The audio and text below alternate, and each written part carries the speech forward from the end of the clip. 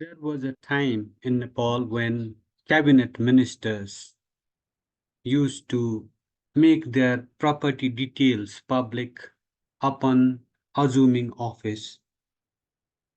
Anyway, this is a tale from those regressive times.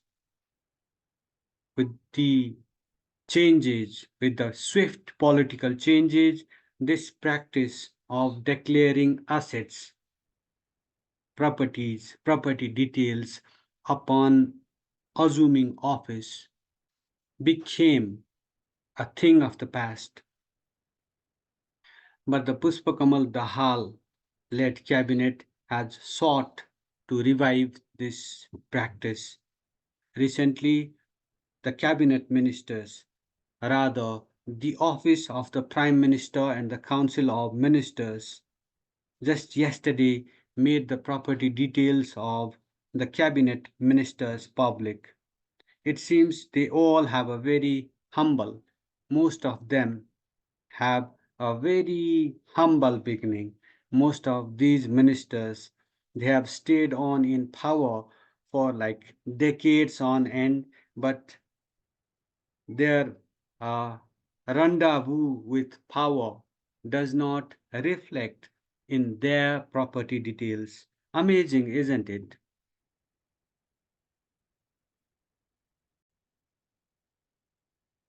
So let's have a look into the humble beginnings, the humble lives of our high profile ministers, the powerful ministers, those who are at the helm of Simha Darbar, the administrative secretariat of this fledgling federal secular democratic republic. Welcome to the program. But before I proceed further, I request you to subscribe to this channel, comment on our presentation, and press that like button if it touches your hearts and minds.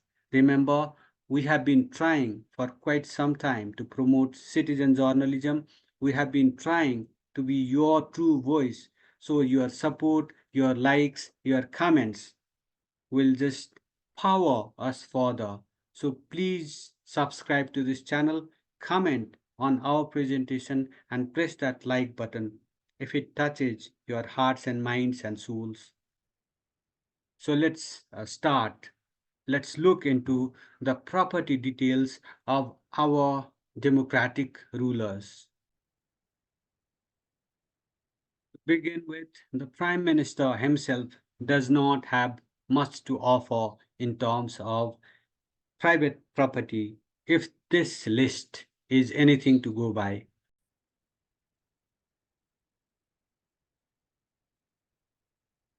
What does he have? What does the Prime Minister have as his private property is one house per this uh,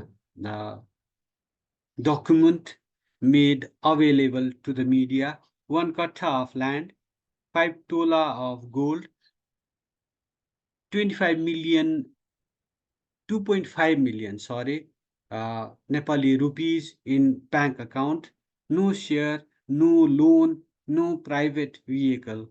Then comes Raghubir Mahaset, Minister for Physical Infrastructure and Transport.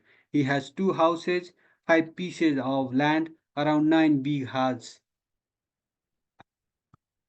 25, 22.5 million in cash, 43 tola gold. That is quite something, isn't it? 1.5 kg of silver and shares worth 10 million rupees. That is something. That is quite something, isn't it? Then comes Narayan Kaji Shrestha, Minister for Foreign Affairs. He has no house, 3 pieces of land, no cash, no gold, 1,22,000 in bank account, one vehicle provided by the Prime Minister Puspakamal Dahal. Rabi Lami Chane, Minister for Home Affairs, comes next. By the way, we are not just providing these details based on like the amount of property that one has. So it's a random list.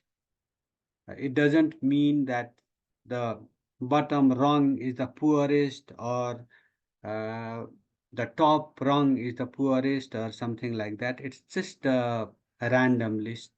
So Rabi Lamichhane, Minister for Home Affairs, he has been accused of uh, involvement in embezzling funds belonging to a cooperative. He has one house, two pieces of land, 80 tola gold. That is something, isn't it? 20 kg of silver. Wow. In bank account, he has 6.6 lakh Nepali rupees and he has shares worth 87 million rupees and one vehicle. That is quite substantive, isn't it? Then comes Barsaman Poon, Minister for Finance. He has no house, one piece of land, no gold, no silver. In his bank account, he has 3.3 million rupees. He has one vehicle provided by his party, that is the CPN Mouse Center. Then comes Shakti Bahadur Basnet, Minister for Energy, Water Resources, and Irrigation. He has one house, three pieces of land, 3 million rupees in cash, 5 tola of gold, 1 million rupees in bank account, and shares worth 6 lakh rupees. He also has one vehicle provided by CPN Mouse Center, that is his party. Then comes DP Aryal, Minister for Labor, Employment, and Social Security. He has one house, 12 pieces of land, 150 tola of gold, 100 tola of silver, 10 tola of diamond. That is quite something. 150 tola of gold, 100 tola of silver, and 10 tola of diamond. He has 20 million rupees in bank account and shares worth 4 million rupees. Then comes Sumana Shrestha, Minister for Education, Science and Technology. No house. She has no house, one piece of land. How many in terms of like what you call bigha or hectares or whatever? It's not mentioned in this in these most of these details. 12 pieces of land. What is the measure of that land? It's not mentioned, for example. As for Sumana Shrestha, Minister for Education, Science and Technology, she has no house. She has a piece of land. Where is it located? No idea. It's not mentioned in any of these details. 11 tola of gold, 100 tola of silver, two sets of diamond jewelry, arrest 10.5 million rupees in bank account, 1,89,700 in foreign bank, 1,80,000 in Polish currency in foreign bank, one scooter and one car she has. Then comes Biraj Bhakta Shrestha, Minister for Youth and Sports. He has two houses, I don't know where, maybe in Kathmandu, 15 tola of gold, 50 tola of silver. In bank accounts, he has 11 million rupees. He has shares worth 10 million rupees. He has one scooter and two cars. Then comes Hariprasad Upreti, Minister for Defense. He has one house, I don't know where, two pieces of land, I don't know where, 25 tola of gold. He has no cash as per the property details, no share, no bank balance. He has one vehicle. That's it. This much about the property details of our rulers, our prime minister and cabinet ministers. Let's not delve into the sources of property amassed. Most of them seem to have a humble beginning, a humble life, but do their lifestyles suggest that they indeed have a very decent background? uh, they come from uh, very modest, humble beginnings. Most of most of their lives do not reflect that kind of like beginnings. So it's great. Like many governments have not, I think, bothered to just come out with the property details of their ministers. But this is one thing. Declaring your property upon assuming office is one thing. But then there is another part to it. You stay on in power for quite some time, maybe for 5 years, 6 years, 10 years, 20 years, and number of years. You declare your property upon assuming office. But if these ministers, if these public office holders do not declare their updated property details upon retirement or upon the end of their tenures, how can the people uh, know, like, if they, how can the people suspect, or how can say the corruption control agencies, the constitutional corruption control agencies, like the Commission for the Investigation of Abuse of Authority and the Central Investigation Bureau, how can they just know, or how can the public know if they indulged in the misuse or abuse of power to amass wealth lasting generations?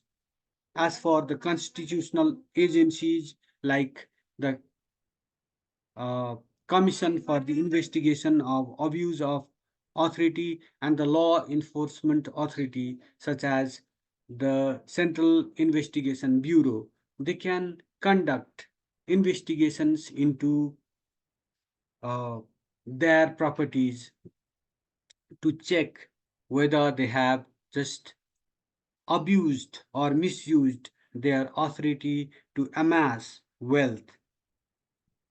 But as for the public, they have no idea, like if they have led decent lives or they have indulged in corrupt practices to amass wealth. So, what I am saying is there should be laws that make it mandatory for the public office holders to declare, to not only declare their wealth, their property details upon assuming office, but also to declare their updated property details upon the end of their tenure, upon their retirement. Then only uh, can the public know if something is fishy, if something does not match. Then only the public can suspect whether these officials led squeaky clean lives or they indulged in corrupt practices to just augment their fortunes at the cost of the public, at the cost of the people and the country. That is what we need. It's a good beginning on the part of the Prime Minister, but These ministers should dare declare their property details upon the end of their tenure or upon their retirement. While retiring, they should come up with their updated property details. Then only this will make sense. But still, it's a good beginning. We have come to the end of this edition of Soft Talk. Once again, I request you to subscribe to this channel. We are trying to promote citizen journalism, trying to be your true voice. We request you to comment on our presentation and press that like button if it touches your hearts and minds. Thank you for watching. Thank you for listening once again.